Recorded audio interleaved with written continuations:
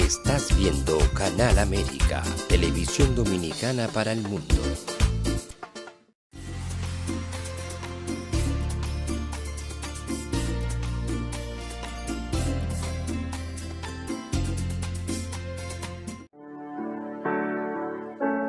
Sometimes life can be so damn hard. You don't know where to go. Everything keeps falling apart.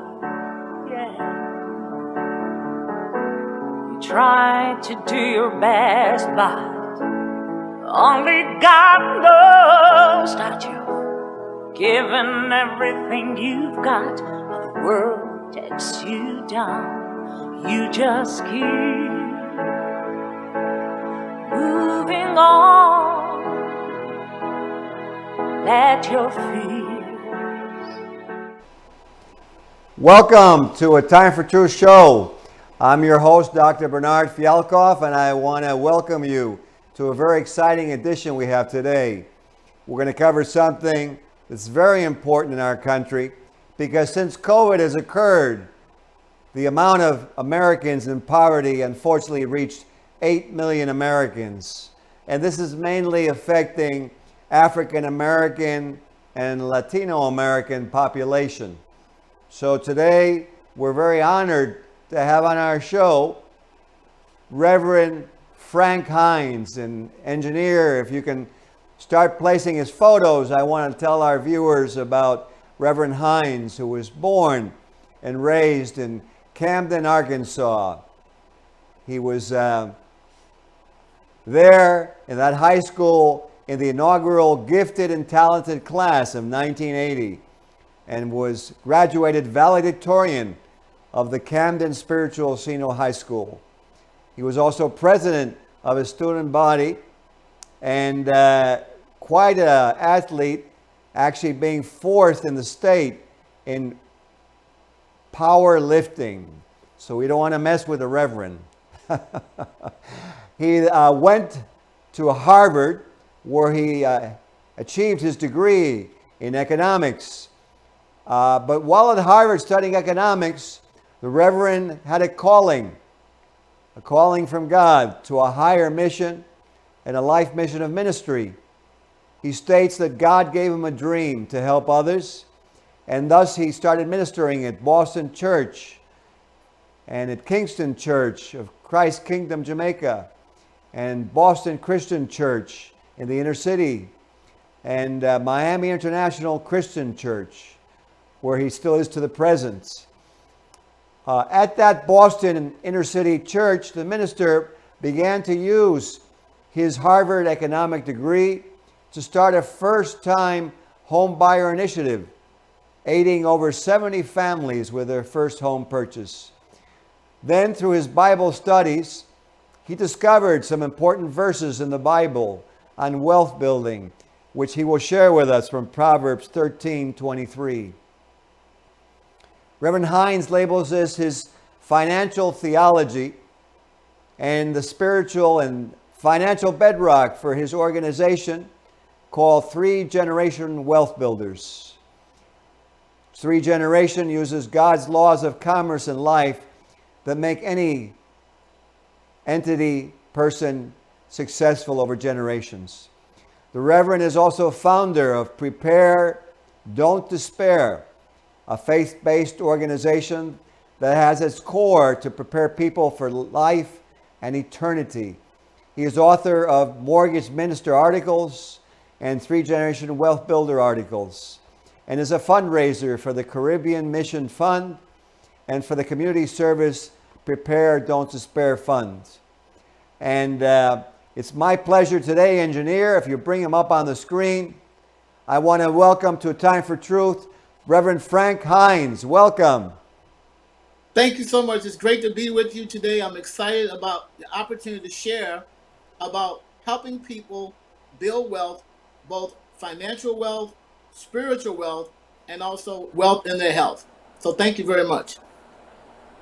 It's my pleasure because I'm definitely a spiritual man, and I definitely believe that spirituality leads to all the other things that are good in life, and that economics is just a byproduct. It's not the only product. And so I wanted to ask you, because here you were in Harvard, here you are in finances, and done so well in school.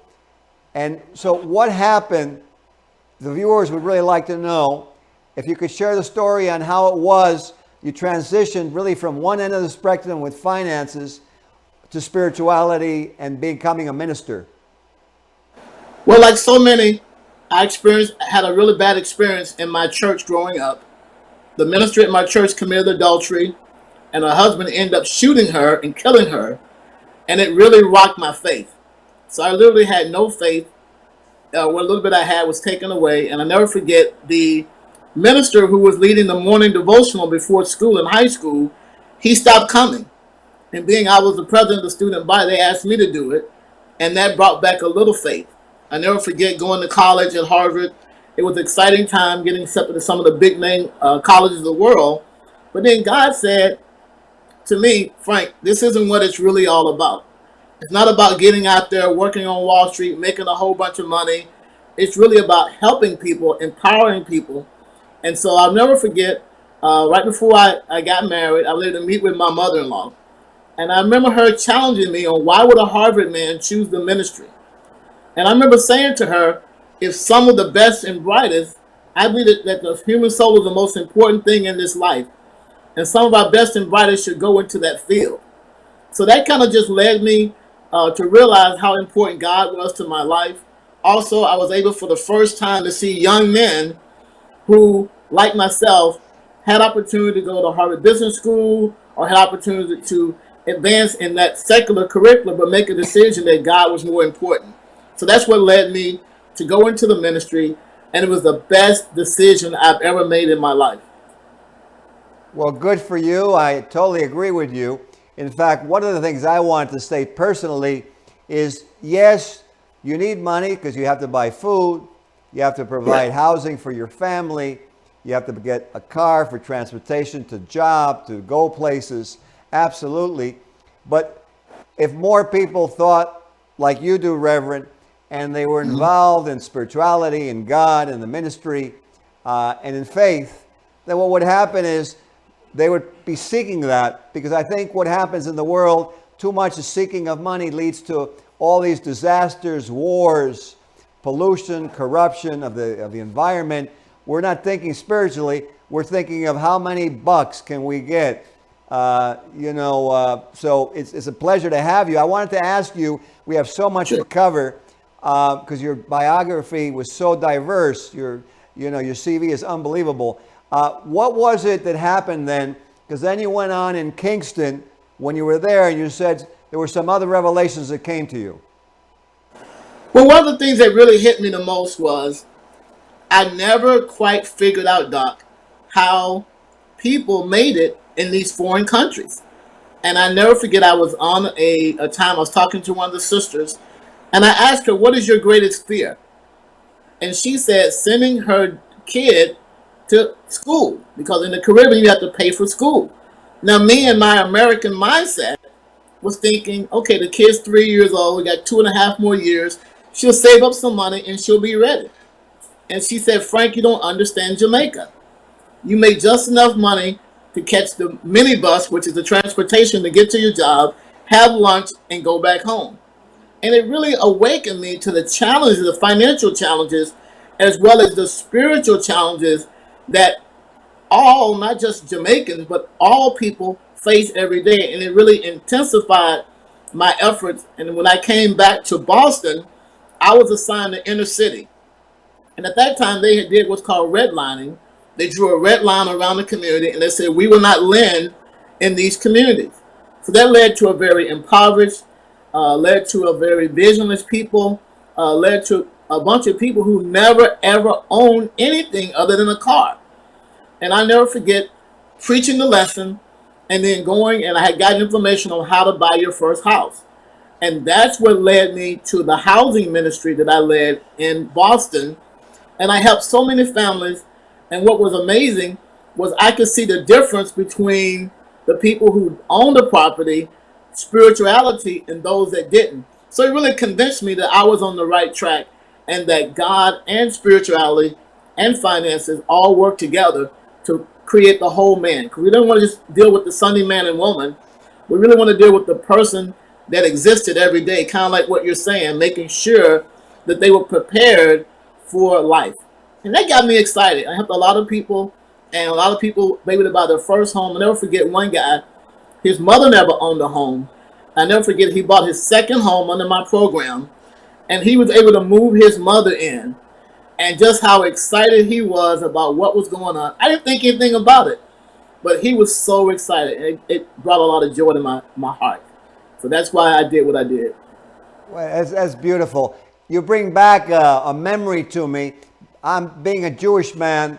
I had a bar mitzvah when I was 13, and I'll never forget because I did my service, and about halfway through doing the service, I was up at the pulpit, and I started getting this tingling energy feeling, and I had no idea because I was 13. I never got it before in my life, and it kept increasing. And at the end of the service, I realized that it was having led this group in a spiritual endeavor. It didn't matter what religion it was just a spiritual endeavor.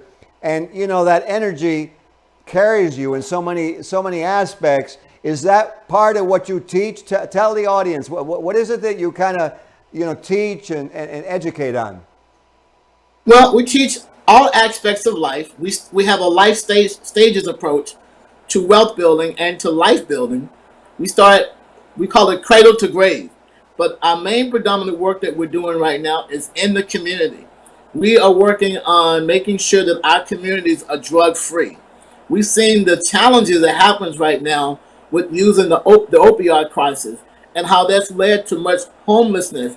That's led to people on various kinds of drugs, led to people coming in, going to shelters and being homeless, and people coming out of jail have no opportunity to re-enter into the capital markets. Now that's on top of the people who are already shut out of the capital markets because they don't feel that they can make it. So our biggest thing is we want to give people hope. We want to give people confidence. We want to give them an assurance that if they look up to God, because we believe that God is supreme, and they also understand what they need to do on a financial standpoint, that they can enjoy some kind of prosperity or an abundance life that Jesus calls us to in John chapter 10, verse 10. So one of the things that we really teach is each person is very, very important. We have to grab their mindsets. We want to basically feed them first and teach them so that when they combine those two things together with a spiritual foundation, like you say, it doesn't matter what religion you're in, because this is not about culture. This isn't about anything other than understanding God's laws of commerce. And being a Jewish man, you understand how your people, which I model very much, see how you guys have unified and have, wherever you've gone, you've made wealth. You produce wealth because you use God's laws of commerce. So I kind of took all the things that I learned from my Jewish friends, and we call it financial theology, where we take the teachings of the Bible and apply them to people's lives and help them to see that spirituality is important, education is important, life is important, and finances are important. So they all work together to create the whole man or woman. And so our theme verse is out of Proverbs 13:23, which says, a good man or woman leaves an inheritance for their children's children, but the sinner's wealth is laid up for the righteous. So one of the things that we do is that we teach people that you have a great inheritance here on this earth. We also teach what's called success partners and also strategic partners. And that's what we're setting up in our communities today. We're reaching out to the community, reaching out to community leaders and asking them to join us so that everybody can enjoy prosperity and abundance. And it's such a shame that here we are, most of us are in great countries and we're very much patriots to our country, and yet we live such feverishly, such in bondage and imprisonment by what we lack. And so that's what we want to give. We want to give everybody opportunity. And that's why we do what we do. You know, it makes total sense. You actually give me another memory because I'm a surgeon, so I work with many different dentists. And this must be about 30 years ago that one of my friends, Frank, I won't mention his last name, was a dentist. And he said to me, you've got to take this consulting program. And Frank was a very tough guy, not gullible. So I thought, okay, fine. He kept pestering me. I took the program, and it was based on this man, Hubbard. And so I was there, I listened, and Hubbard basically was very much into spirituality. He made Dianetics, he made Scientology, and I didn't know what to expect, but I liked it. So I studied it a little bit more, and it's funny because he talks exactly about what you were saying out of the Bible, about these dynamics, all aspects of life, the dynamics, and that he had a quote that he had that I always found very interesting, because as a Jewish man, like you said, and in your religion also, that if you produce and you do something economically, you do well, you leave it for your family, for the community. He said, production is the basis of morale. And Wow. it's interesting because everything that you're saying, and it's in the Bible, and the other day I had a rabbi here speaking about similar things. So let me ask you a question. How is it that your groups, because I really want to cover that what you're doing here, how do you go about helping these impoverished Americans and, African American, Latino American, and just Americans in general? What do you go about doing? Tell me. Well, one of the challenges that we're facing right now in society is instability and volatility in our financial markets. And so what we're seeking to do is we're trying to reach out to family financial leaders. Of course, there's an incredible verse in the Bible, Deuteronomy 6:4-9, which God teaches that men and women are the family leaders of their households. And so we teach them to come together and work together, and also work with other family leaders in order to teach and reach our youth. Our youth are our future today and tomorrow. And so we believe that it's important that we get them have the same opportunities that we had. I'm so grateful that there are many people who looked out for me when I was a young kid and gave me a vision to get out of small town Arkansas and to believe that greatness existed in my life. And so right now, one of the things that we're doing is we're teaching all aspects of finances, but the one that I'm really most excited about and challenged about is cryptocurrency. Because cryptocurrency, you read so much about it, it's very confusing, and yet what we try to do is we try to make sense out of it. And we really believe that cryptocurrency is one of the great equalizers for those who've been impoverished in the past. That we can take very little and make a lot out of it, and also teach others to do the same thing. And it's predicted to be going from a $2 trillion industry to a $28 trillion industry. So we really want to make sure that every family has the finances that they need to build a legacy. And that's another thing that I'm concerned about, is that many of our legacies will be stopped. One of the sad things that's going to happen is with the switch from the analog system to the digital system is you're not going to be able to buy groceries, put gas in your car, or even pay bills unless you have currency in the digital form. So we really make sure first and foremost that you're secure. And there are a lot of different laws out there that have been passed, one by the OCC, the comptroller of the banks, and some really crazy stuff could come down. But we really want to make sure our people are prepared.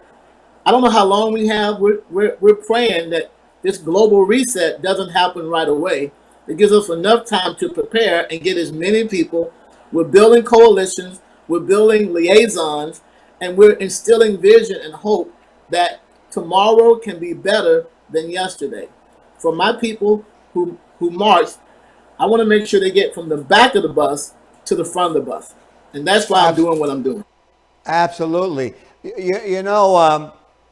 What you said is so important. I want to just make sure we get this out in the show, is that put attention on our youth. The youth are our future, the future of our community, of our families, of this planet. And with this COVID, from 70,000 Americans dying in 2019, which is already higher than the 10-year Vietnam War of 60,000, we had 72,000 a year, which would have been 720,000 in 10 years. And with COVID, it rised up to 93,000 Americans. So you're so right that we have to educate our youth against drugs, and teach people how to produce. I was going to, I was going to ask you a question, because I actually met you through a Globetrotter, retired Globetrotter, Bobby Hunter. So That is what correct. kind of program, and it would be remiss not to mention him because he's such a helping man. So what kind of programs are you and Mr. Hunter working on? Because I see you help funding. What kind of programs are you working on to help the community? One of the biggest things that we're doing is we're trying to get rid of drugs in our community. We believe that that's one of the major destroyers of everything that we're talking about the legacy building, about the future, and about the hope that we have in our communities. And so we're a part of Drug Free America. We're working with people who are coming out of jail. We're working with people who are homeless. We're working with people who have been overlooked in our society. And we're saying, yes, you can. You can be somebody. You don't have to be constrained by your record, by your past. We're also dealing heavily with the opioid crisis. We have multiple people that are working with us that have actually, what I love about Bobby, he has a license that he is able to distribute to the people in the community who are right now what we call drug offenders. And in 2 months' time, after taking these lozenges, they are able to rid themselves. They don't want to do drugs anymore. This is not an alternative because this is totally natural. This isn't another drug to replace a drug, but this is totally natural. And our goal is that even some of our constituents, or even, we don't like saying this, but it's true, they use drugs themselves. But we hope is that they will give it to themselves, they'll give it to their neighbors, they'll give it to our youth, and make sure, because right now, the challenging thing is that 1 to 2% of our youth, all the way down to elementary school, are being introduced to these kind of drugs that are mind altering. And they're cutting it with different things. And so it's really making the drug dealers rich, and it's impoverishing our communities. So we're about creating a drug-free, an educated, and a financially oriented ministry that understands that family and God should be first. Absolutely. Absolutely, no doubt. So, one of the things I like is that, you're dealing with spirituality. And one of the things I've thought that will help our countries and actually internationally is if we get really all the religions to have conferences, meetings, and fight this common enemy that you're bringing out, the drugs, which are destroying so many families and addicting kids all over the world. So with that, I wanted to ask you, the next question is that you talked about with me before the show about making a global impact, and I saw that in your CV. So what are your mission plans for making a global impact? Well, one of the things that we're doing is we're really reaching out to what we call the emerging markets. And we're getting them to understand that they can make a difference in the world, and that we want them to participate in the new economy that's going to be produced. And so one of the ways we really want to do is we want to instill confidence in many different areas. So we're going to have an outreach program in multiple different countries. Obviously, my heart is for the Caribbean. I have my Jamaica pin on here. But it's not just for Jamaica. It's for all of the Caribbean. It's for all of my Latin American brothers and sisters. It's for everyone all over the world, because as a community, we are all impoverished and we don't have the opportunities. And the sad thing is, no one is teaching and helping people because, like we said at the beginning, everybody's focused on their own interests, not those of others. And so we're trying to bend the curve. We're like the salmon, we're swimming upstream. We're trying to change everything, the culture. We're trying to do everything that's different what everyone else is doing. But the cool thing to know is with our financial program and being taught and being empowered, that everyone can believe in themselves and they will lift up everyone in their families. And so I think that's what's missing. And I believe when families really unite and are together and are one, incredible things are going to happen. And when one culture sees another culture do it, another culture sees another culture do it, everyone is going to believe. But it starts with us empowering our youth, empowering our family leaders.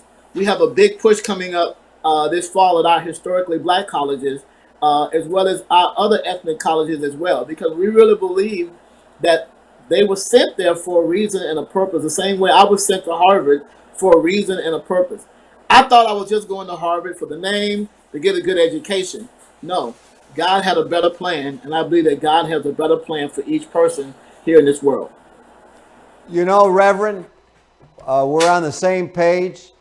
I love what you say, and it makes so much sense because if people looked at wealth as the wealth of the environment, you could have $1 trillion of gold, but if you didn't have air to breathe that was clean, and if you didn't have pure water that you wouldn't be sick drinking, you would die with your $1 trillion of gold. And so you bring out such good points. We're getting to the end of the show. In 15 or 20 seconds, Reverend, what would you like to just leave off with for this show for our viewing audience? I guess the thing I want to end up with is kind of like we just pick up what you just said, because I didn't mention that as much, but we do have a solar program. Then we also have a whole aquaponics program where people can actually have fresh fruit, have fresh vegetables, have fresh fish, and sustain this environment, because you're right. Health and wealth go so well with spirituality and finances. And so they all work together. And so what I want to leave everybody with is, what I want to instill is confidence. You can do it. No matter what anyone says, no matter if no one in your family has done it, you are the catalyst. You are the one chosen. In fact, Ephesians 1 says you were chosen before the foundation of the world. You were created for greatness. And that's what we want to build in every person that we work with. We want them to walk away knowing that they have a great God who believes in them. And that's why I want to end my portion of saying, believe in the great God who believes in you. Well, Reverend, thank you for being on the show. And I want to just reiterate to the audience out there, your group is 3 generations. And I know you're doing with Mr. Hunter this Each One Teach One to educate kids in the drug-free world, to educate against drugs. And, you know, definitely I want our viewers to take a look and look at what you can do to make your family better, to make your community better, to apply these principles that Reverend Hines says are in the Bible, in all religions really. And I want to thank you for viewing. Hope you had a very good week, and we will see you again on our next episode of A Time for Truth. Thank you, Reverend. Thank you so much. Thank you as well. And thank everybody. The website is 3genwealthbuilder, not S, builder.com. That's the website. Excellent. Sometimes life can be so damn hard. You don't know where to go. Everything keeps falling apart. Yeah. You try to do your best, but only God knows that you've given everything you've got, but the world takes you down. You just keep moving on. Let your feet